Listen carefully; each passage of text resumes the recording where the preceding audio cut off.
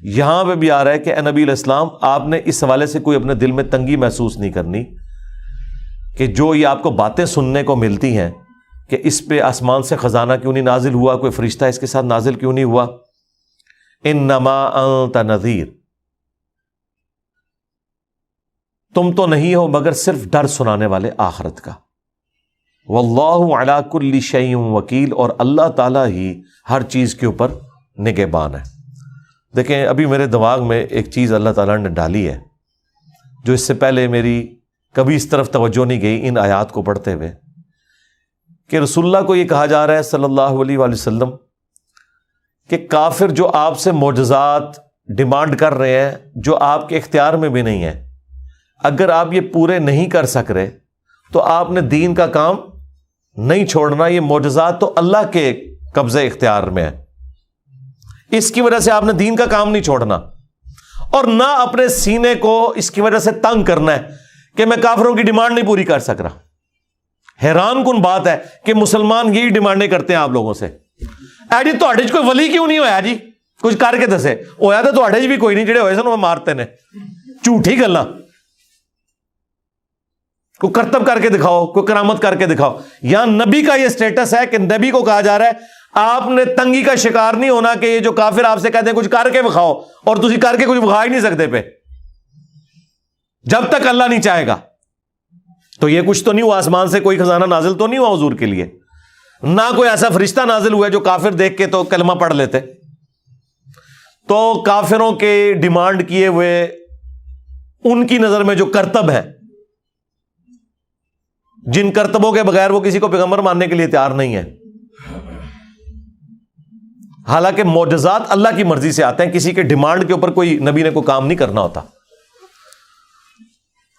تو یہاں یہ کہنا کہ جی ہم کسی بزرگ کی بزرگی کو, کسی دین کے دائی کی کریڈیبلٹی کو چیک ہم اس طرح کریں گے کہ کچھ کر کے دکھائے ہو, تو کتنی غلط ڈیمانڈ ہے. اللہ تعالیٰ اس کے جواب میں کیا کہہ رہا ہے کہ آپ کا کام صرف تبلیغ کرنا ہے بس. سرکار اگر پیغمبر کا یہ سٹیٹس ہے تو بابے شاہی کوئی نہیں, لہٰذا یہ بابوں کو منوانے کی خاطر جھوٹے قصہ کہانیاں بیان کرنا اور اس کو یہ اس حوالے سے پریزنٹ کرنا کہ یہ ان کے بزرگی کی دلیل ہے, تو نبی علیہ السلام کی بزرگی کی دلیل پھر کیا ہوئی؟ اللہ تعالیٰ کہہ رہا ہے آپ نے دعوت کا کام کرنا ہے. تو لوگ ان چکروں میں پڑے رہتے ہیں.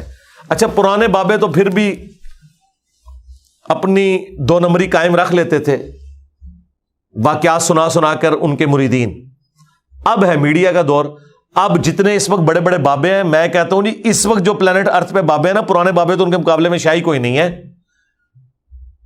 مثلاً الیاس قادری صاحب, باپا جانی, جتنے بڑے لیول پہ لوگ ان کی زندگی میں ان کے ساتھ اٹیچ ہیں, اتنے لوگ تو کبھی کسی بزرگ کے ساتھ اٹیچ نہیں رہے. وہ پرانے بزرگوں کے ساتھ کوئی 2000 3000 5 10 15 20,000 بندہ ہی اٹیچ ہوتا تھا. ان کے تو مریدین ہی 40-50 لاکھ ہیں, کروڑوں لوگ ان سے محبت کرتے ہیں دنیا میں. اس زمانے میں تو کروڑوں کر بھی نہیں سکتے تھے, مسلمانوں کی آبادی بھی اتنی نہیں تھی. تو اس وقت تو وہ بڑے بڑے بزرگ موجود ہیں کہ جو پلانٹ ارتھ نے پہلے کبھی اتنا بڑا بزرگ نہیں دیکھا, تو انہیں کہنا کچھ کر کے بتائیں. ان کا حال یہ ہے کہ اگلے دن میں باپا جانی کو دیکھ رہا تھا, وہ اپنے ٹیب سے کوئی حدیث بیان کر رہے تھے تو انہوں نے اپنی اینک لگائی ہے, پھر انہیں وہ نظر آئی ہے. اندازہ کریں یہ لوگ اینک کے بغیر پڑھ نہیں سکتے, اور آپ کو کہتے ہیں ہم مریدوں کے دلوں کے حال بھی جانتے ہیں. پرانے بھی یہی کچھ تھے, جھوٹ بولتے تھے آپ سے. ان کی ایک سمجھ لیں بزرگی کا پردہ فاش اس لیے نہیں ہوا کہ اس وقت میڈیا نہیں تھا. اب یہی بزرگ باپا جانی آپ کو سنا رہے ہیں کہ جی وہ ہمارے جو ایک مفتی تھے, ان کی قبر پہ کچھ اسلامی بھائی حاضری کے لیے گئے تو اندر سے نماز کی آواز آ رہی تھی, اور ساتھ غلطی ہوگی کہ انہوں نے کہا کہ زور کا وقت تھا اور قرات کی آواز سنائی دے رہی تھی. زور کے وقت تو قرات اونچی آواز میں ہوتی نہیں ہے. زور کے وقت تو اگر باہر بھی کوئی نماز پڑھ رہا ہو تو اس کی آواز بھی نہیں آتی ہے, تو قبر کے اندر سے کہاں سے آواز آنی ہے؟ مطلب مغرب کر لیتے تو شاید کوئی یہ جھوٹی کرامت کو کسی درجے میں چلی جاتی. ویسے تو اس کی بھی کوئی ویڈیو ریکارڈ نہیں ہے, لیکن کتنا بڑا جھوٹ پکڑا گیا ہے کہ یعنی یہ ٹیکنیکل پرابلم آ گیا نا وہ بیان کرنے کے اندر, کہ زور کا وقت تھا اور قرات کی آواز سنائی دے رہی تھی. وہ کیڑی قرات اونچی آواز ہی چو رہی تھی. اور یہ بات یاد رکھیے گا, یہ ایگریڈ اپون مسئلہ ہے کہ اگر کوئی ظہر اور عصر کی نماز اونچی آواز میں پڑھے گا نا تو اس پہ سجدہ صاحب واجب ہو جائے گا اگر بھول کے پڑھی ہے، اور اگر اس نے جان بوجھ کے پڑھی تو نماز ہوگی نہیں، مکروہ تحریمی واجب الادا ہے۔ یہ فقہ حنفی کا بھی مسئلہ ہے۔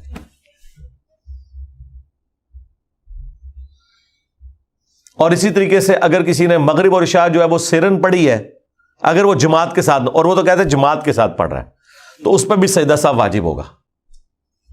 اندازہ کریں آپ کہ یہ کیسے کیسے جھوٹ پھیلاتے ہیں۔ تو مجھے ابھی یہ بات کلک کی اس میں سے کہ اے نبی آپ نے کوئی تنگی محسوس نہیں کرنی ہے کہ اگر آپ کوئی معجزہ ان کو نہیں دکھا سک رہے تو آپ کا کام تو صرف دعوت دینا ہے۔ یہ معجزات دکھانے سے کیا کوئی پیغمبر اسٹیبلش ہوتا ہے؟ اگر یہ پیغمبروں کا یہ اسٹیٹس ہے کہ انہوں نے صرف بات کرنی ہے، بات پہنچانی ہے، تو باب شاہی کوئی نہیں۔ تو اگلے زمانوں میں اور پیغمبر صلی اللہ علیہ وآلہ وسلم کے مبارک دور کے اندر بھی صحابہ کرام نے جو آپ کو ماننا ہے، آپ کے کریکٹر کی وجہ سے مانا ہے، نہ کہ یہ کہ آپ علیہ السلام نے کوئی منہ مانگے معجزات انہیں کر کے دکھائے۔ معجزات جو ہوئے وہ اپنی جگہ ہے، ان کا انکار ممکن نہیں ہے، لیکن ان کے بغیر بھی نبی علیہ السلام کے کریکٹر کی وجہ سے لوگوں نے اسلام قبول کیا۔ 3 سال تک تو آپ خفیہ دعوت دیتے رہے، جب دعوت ہی خفیہ تھی تو اس میں تو معجزات ہے ہی کوئی نہیں تھے، اس میں کتنے لوگ مسلمان ہوئے؟ اور پھر جب اعلانیہ دعوت ہوئی ہے تو سامنے سے چیلنج کیا گیا، ہاں جی کر کے بخا، کر کے بخا۔ جب وہ یہ کہتے تھے تو قرآن نازل ہوا کہ اللہ کی مرضی ہے کہ ایسا نہیں ہوگا، قرآن نبی کا معجزہ ہے۔ تو لہٰذا اس طرح کی ڈیمانڈ کرنا یہ کافروں کی نشانی ہے جو یہ کرتے ہیں اور اس کو بزرگی کی دلیل پیش کرتے ہیں۔ اور جب میں نے یہ بات کی نا تو مفتی منیب الرحمان صاحب نے جو میرے خلاف مضمون لکھے نا دنیا اخبار میں، جس سے میں نے ریبٹل کیا تھا، رپلائی ٹو مفتی منیب الرحمان آن کرامات، تو انہوں نے میرے اوپر یہ فٹ کیا ہے کہ یہ جو کہتا ہے نا کہ آپ کے بزرگ یہ کر سکتے تھے تو اون کیوں نہیں کر کے دکھا دے، تو کر کے دکھاؤ۔ انہوں نے کہا کافر بھی یہی نبیوں سے کہتے تھے کہ کر کے دکھاؤ، تو نبی جواب میں کہتے تھے کہ اللہ کے اختیار میں ہم نہیں کر سکتے۔ تو وہ کہتے ہیں جو آپ ہمارے بزرگوں سے کہہ رہے ہو ان کے اختیار میں کوئی نہیں، اللہ چاہے گا تو ہوگا۔ میں نے کہا شکر الحمدللہ اس کی وجہ سے انہوں نے مان لیا کہ بزرگ کچھ نہیں کر سکتے اور نبی بھی کچھ نہیں کر سکتے جب تک اللہ نہ چاہے۔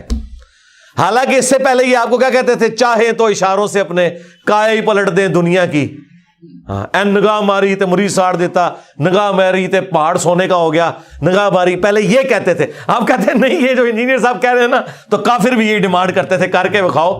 تو اس کے جواب میں اللہ تعالیٰ یہی کہتا تھا کہ نبی کو میرے اختیار میں کوئی نہیں ہے، تو ہم انجینئر کو یہی جواب دیں گے کہ بھائی یہ آپ کی ڈیمانڈ غلط ہے۔ چلیں، اس ڈیمانڈ کرنے کا فائدہ یہ ہوا ہے، ٹھیک ہے انہوں نے مجھے منسوب کیا کافروں کی طرف، لیکن اس کا فائدہ یہ ہوگا کہ جو عقیدہ ہم سمجھانا چاہ رہے تھے وہ انہوں نے سمجھ لیا۔ یہی تو ہم بھی کہہ رہے ہیں، جو یہ کہہ رہے ہیں یہی ہمارا عقیدہ ہے، کشف کے بارے میں اور کرامات کے بارے میں، معجزات کے بارے میں، جو بھی انہوں نے مختلف نام دیے ہوئے چیزوں کو۔